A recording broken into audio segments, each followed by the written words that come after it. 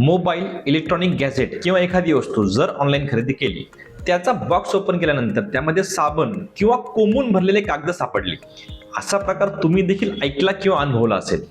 Same असाच प्रकार गाडीच्या इन्शुरन्समध्ये देखील होत आहे.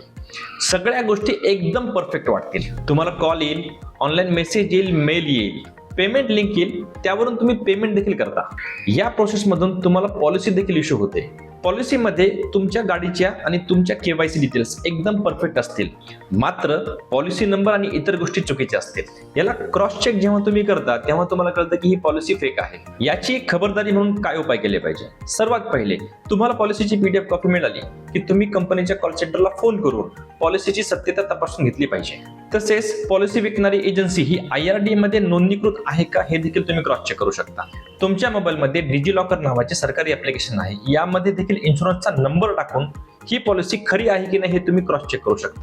सगळ्यात महत्त्वाची एक गोष्ट, पॉलिसी अशाच लोकांकडून घ्या जे पूर्णपणे प्रोफेशनली आणि फुल टाइम काम करतात. म्हणजेच तुमच्या ओळखीच्या लोकांमार्फतच पॉलिसी घ्या.